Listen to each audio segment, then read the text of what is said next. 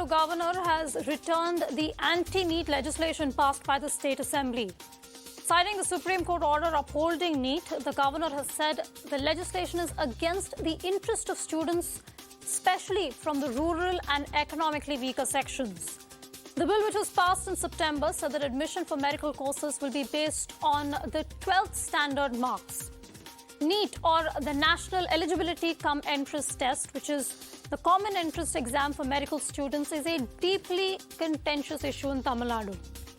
The state says that NEET promotes inequality, that NEET undermines the diverse social representation. It also favors affluent segments of society while leaving underprivileged groups disadvantaged. According to the bill passed by the Tamil Nadu government, those most affected by NEET are students of Tamil medium government schools with a rural background, those having parental income of less than 2.5 lakhs, and the disadvantaged, the socially backward groups like SCs, STs or OBCs. But interestingly, while rejecting the bill, the governor said that its provisions negatively impact economically disadvantaged students. Who gains and who loses with NEET? What are the objections to the national entrance exam, specifically in Tamil Nadu?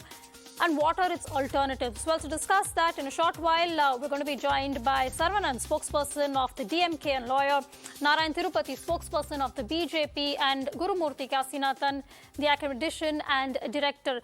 Mr. Kasinathan, let me just start with you because I want to set the base and the tone for this discussion.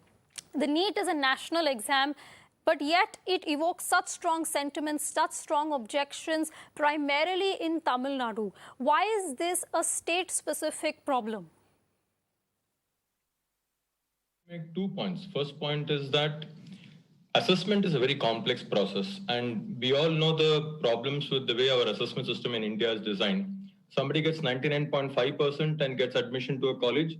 Somebody gets 99.4% and doesn't get admission. Does it mean that the person who got 99.5 is vastly better than the person who got 99.4?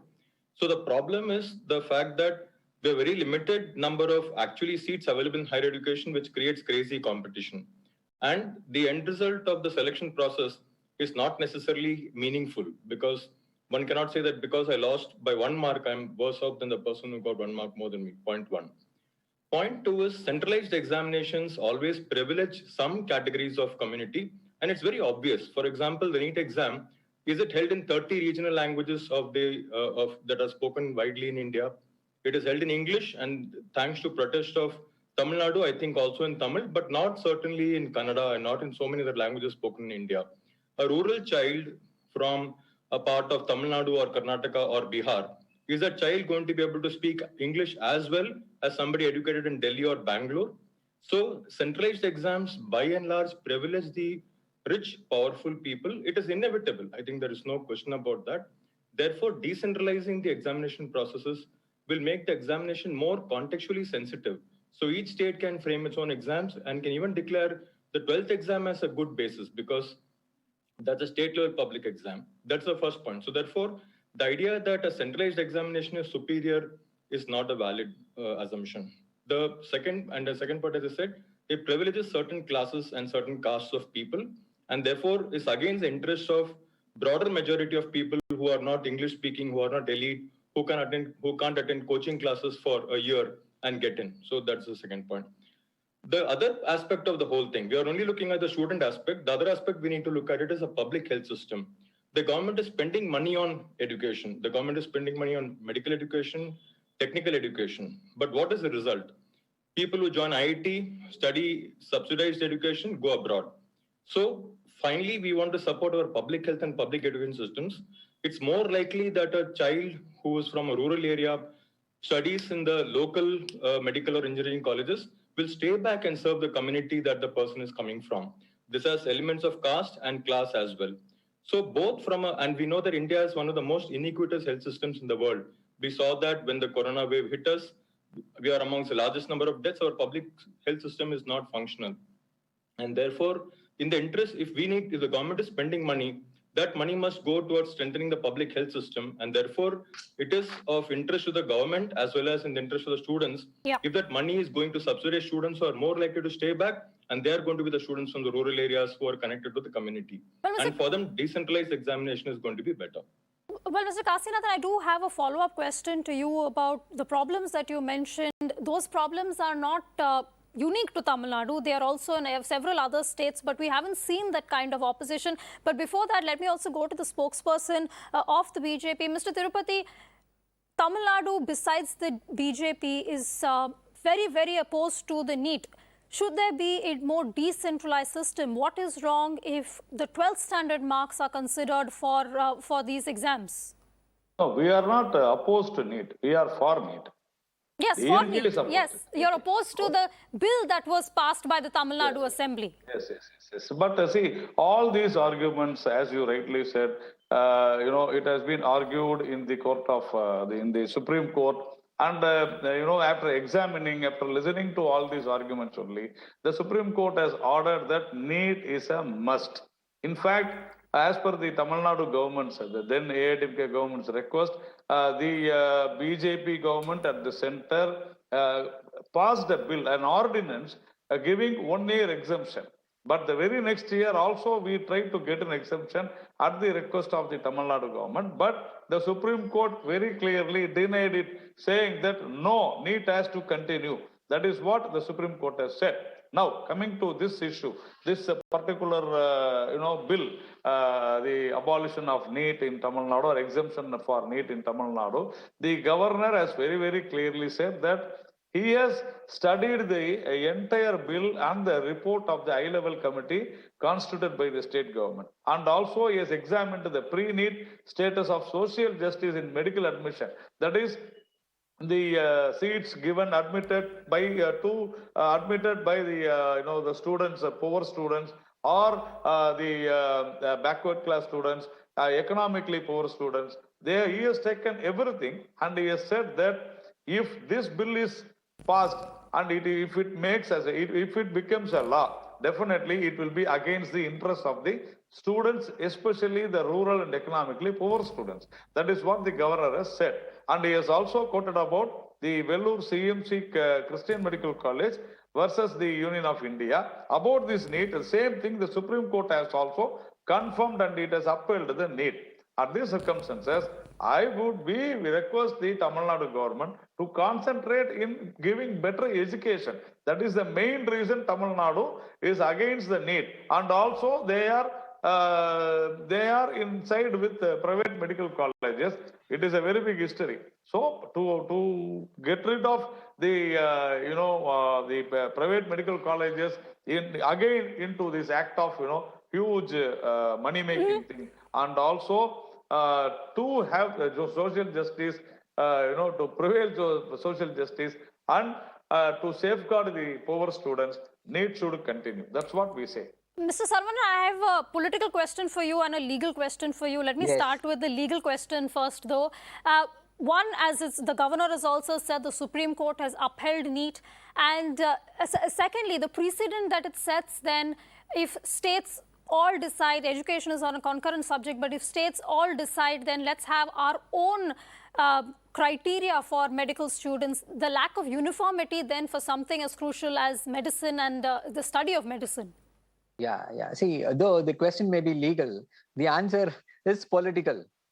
The Supreme Court will never dictate policy. The BJP government on several occasions has told the Supreme Court that please don't interfere in the policy decisions of the government. So why NEET is here? NEET is here not because of the Supreme Court judgment. NEET is here because the BJP wants to push forward its political agenda, the RSS agenda of NEET. They want to exclude people from the cream of the education. They want the rural poor, the oppressed, not to get education, not to have access to this medical education. That is the whole problem. NEET is a modern form of untouchability practiced, got in force because of NEET. See, the Supreme Court, though it said NEET is desirable, it is the BJP government which brought in the required legislations to ensure that NEET is available, NEET is enforced throughout the state of India. See, I don't know, this concept of uniformity, it's alien to our diverse culture. People in Delhi, sitting in Delhi, should not decide what a student in Kanyakumari should learn or what exam he should write to become a doctor, that should be decided by the respective state governments. When we speak about the quality of medical education, in the state of Tamil Nadu, it is a shining example. Whatever the health index be, let it be infant mortality rate, let it be maternal mortality rate, or the patient-doctor ratio, Tamil Nadu is way ahead of all the other states. Why was it made possible? Because of the proactive policies. The rulers here, the governors here, no, not the governor, governor I'm talking about. I'm talking about the people who have ruled the state. They know what we want, what the people of Tamil Nadu want. They have given a spectacular growth to the state of Tamil Nadu because we followed our own policies, which is tailor-made to the situation here in the state of Tamil Nadu. See, there are several questions being asked. Why the state of Tamil Nadu alone is protesting against NEET? No other state is not even bothered about it. That is because of the high gross enrollment ratio. The gross enrollment ratio in the state of Tamil Nadu is around 50%. Whereas the national average is hovering around 26.5%. The national new education policy wants this GER to be 50% across the country by 2035. So Tamil Nadu is almost 15 years ahead of the entire country. So leave it to us. You don't meddle. Please don't meddle. By meddling, you're trying to show your thought process, your ideology to the state of Tamil Nadu, which we will not be able to do it. See, in 2006, 2005, we came out with the policy of having one medical college per district. The Prime Minister, Mr. Modi, speaks about this in 2017. So how long it takes for what is happening in the state of Tamil Nadu to be translated across the country? So we are very, very far ahead. So please don't preach us about the quality of education or what we should teach. And look at the way the state of Tamil Nadu has handled the corona waves. Okay. That is because of the excellent health infrastructure. Mr. Saravanan, just correct me if I'm wrong. I believe NEET started in 2013. Correct me if I'm wrong on that one.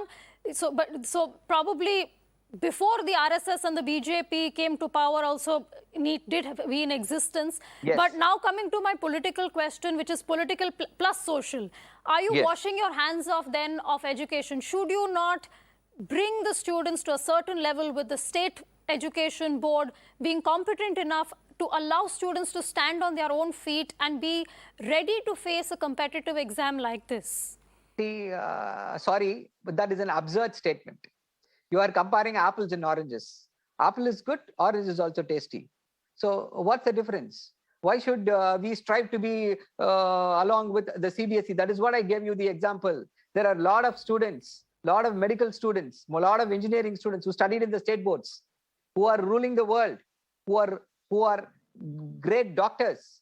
That is why I gave you the example of how Tamil Nadu handled the COVID wave better because of the doctors. We brought in this protocol, the steroid protocol and others were brought in the state of Tamil Nadu much earlier than any other state. Why?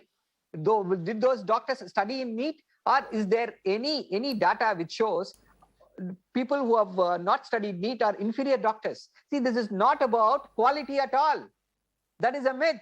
That is a myth propagated by the RSS and the BJP. Okay, let's give the BJP then a chance to respond. 1 minute. Yes.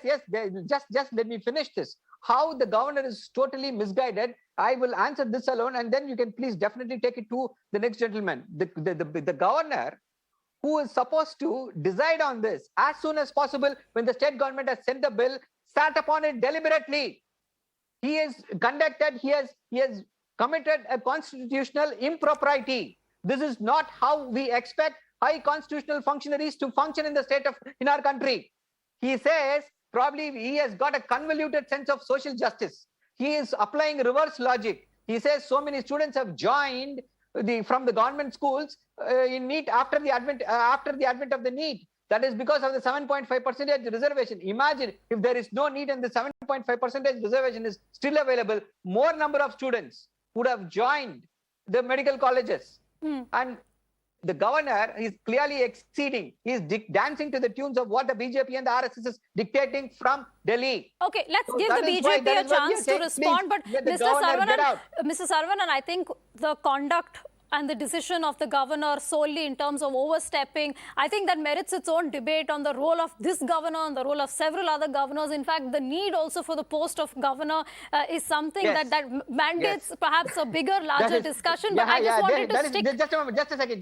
That is Sir, why, please let that is the why- BJP just a respond. second, We're just a running second. short of He time. can. Just a second. That is why our leader today has said, "Aattukku dadiyum, naattukku aalunarum thevaya." That is, why should a goat need a beard? Why should a state need a governor? So that is a bigger debate. We are ready for that. Let's have that debate. I'll hold you to that, but let me allow the BJP to respond now. Hey, first of all, the DMK has to say why they have not implicated themselves in the Supreme Court when the NEET case is there. They have not done it. Number two is that all these arguments were again in the, it was argued in the Supreme Court, and the Supreme Court has given a very good answers. It has very clearly said. And as if, Saravanan was saying that as if only in the last 2-3 years, only the 7.5% has helped. Yes, no doubt at all. But what before NEET? The same students from the government school students, only a meager of 122 students in 10 years, they got admitted in medicine when there was a direct enrollment, that is counseling. We need to understand this. As if Saravanan is saying that only after the NEET came, all these people are not there. See, we have to understand one thing. Only from, Rasipuram, Namakkal and all these schools where, they were taught only the 12th standard examinations, only from these schools which were termed as village schools, and a huge money was collected from the students. They were getting into the medical admission. Now, each and every district of Tamil Nadu, we have in 2-digit numbers right from the day one NEET has come in place. We have to understand all these things. So this has been again the Tamil Nadu government went to the Supreme Court, and it was argued by Nalini Chidambaram for the students who favor NEET, and the Supreme Court took it very clearly and seriously, and they said that what the Tamil Nadu government said is wrong. The actual thing is that the entire thing is because of the state of education. We have to admit that we have to improve our education. You cannot claim, the DMK cannot claim as if they have brought all these medical colleges in Tamil Nadu. Not Yes, at we all. have Not only brought even it. 10%. We have only only brought 10%. it. Only 10% you have brought. So don't claim as if we have done it. We will claim what we have done. Please don't interfere. This is wrong. See, we have been very clearly saying that DMK has got no moral right to talk about social justice. It is the BJP which gives social justice, which has given social justice in the land of India. So DMK joining hands with Congress is highly condemnable talking about social justice. They are not at all, they don't have the moral right. Okay, Mr. Kasinathan, you've been waiting very patiently while, the political debate has broken out between the BJP and the DMK on this. But let me return to the question that I asked you before, that those problems are not unique to Tamil Nadu. You were explaining that. Yeah, it's very simple. I think it's a fact that how many languages the NEET exam is conducted in India. I asked that was the first point I said. Is it conducted in 30 languages? Will a guy with a young woman from Dharbanga in Bihar be able to write the exam in the language that is somebody who's coached by institute in Delhi for 1 year be able to write? Centralized exams are not good. The education policy of India has clearly said that assessment to be meaningful should be localized. So any examination, the more we centralize it, the more meaningless it becomes. Merit is not some artificial number that is cooked up in NEET. Do we really believe that the top 1,000 people who got ranks in NEET are vastly superior to the people who got 10,000 rank? It's absurd to imagine that NEET is a marker of merit. What is really required is the public health system requires people who are sensitive, humane, empathetic. That is not going to come from the elite, middle class people who will capture NEET. It's going to come from people who come from the rural areas. They are better off writing the regional exams held by the state government. So academically speaking, I'm not interested in the politics of it. Academically, decentralized assessment is vastly superior to centralized assessment.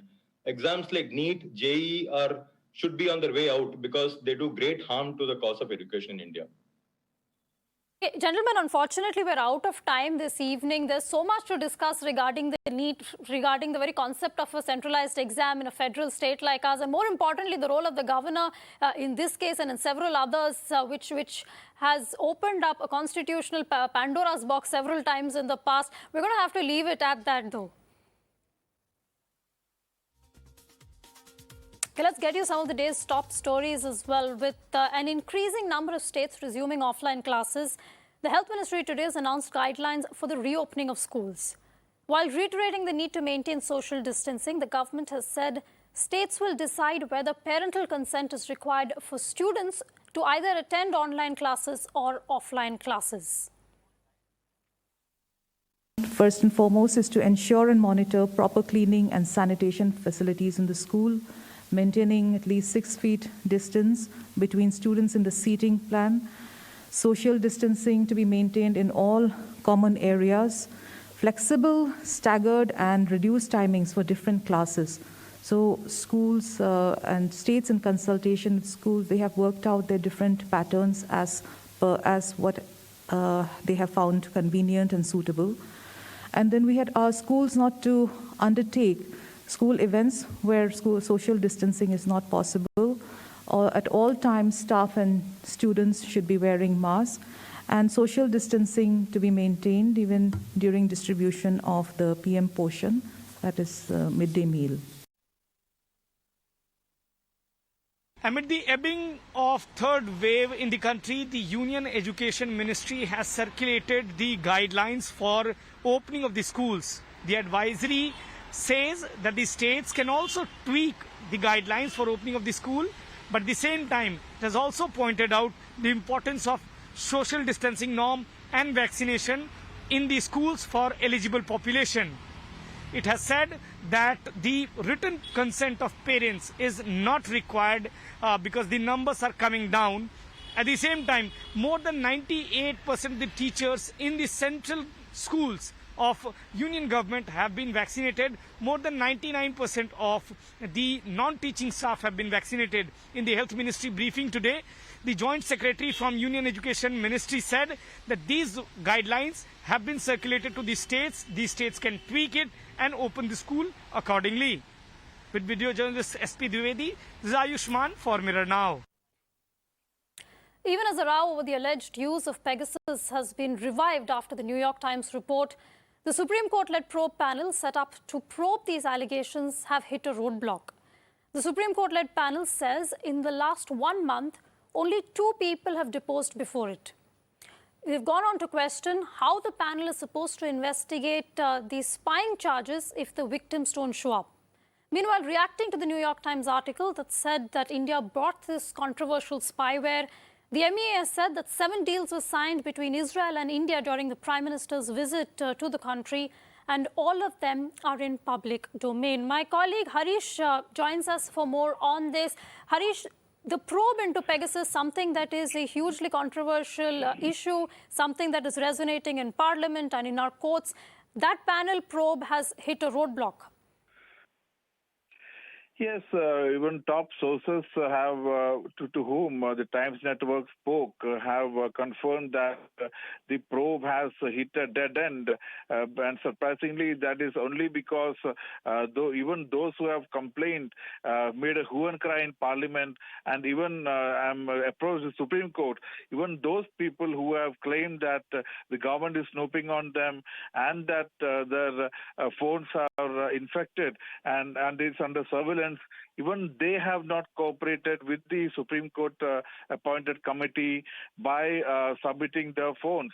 And the Supreme Court committee has been periodically issuing public notices asking all of them who suspect that their devices have been snooped to submit their devices for examination. Only then the probe can reach logical conclusion. But till now, remember this committee was formed in October. This is the 4th month. 3 public notices have been issued, but just 2 out of the 300 Indians who, according to a portal, who had come out with the list, have submitted their devices for examination. So today also, the Supreme Court appointed committee headed by Justice Ravindran has come out with a public notice saying that giving a last deadline, that is of February 8th, by February 8th, all those who feel that their phone should be examined should submit their devices. Otherwise, no probe will happen. And remember, this committee has said that it's a matter of concern that only 2 out of the around 300 phones have come to them. Remember, these are the very persons who had in the Supreme Court alleged that legal surveillance laws were being violated, the IT Act have been violated, and alleged that there is total violation of privacy. They had said that civil liberty, freedom of speech and expression, and there was also an affront on freedom of the press. Yes. But when it came to submitting their phones, they have defaulted, and they have cited privacy issues, and this is despite the fact that the committee has assured them that their phone will be examined in their presence, digital copies will be made, and also they can remove all the personal content. Despite that, only 2 phones have come to the committee. Harish, thank you so much for bringing us all those details. In a diplomatic snub to China, India's announced its envoy will not attend the opening or closing ceremony of the Beijing Winter Olympics. The Ministry of External Affairs has slammed China, saying it was regrettable that China was politicizing the Olympics. This comes after reports of China making a soldier involved in the Galwan Valley clash a torchbearer for the Beijing Olympics. Additionally, Prasar Bharati has announced that it won't telecast the opening and the closing ceremonies.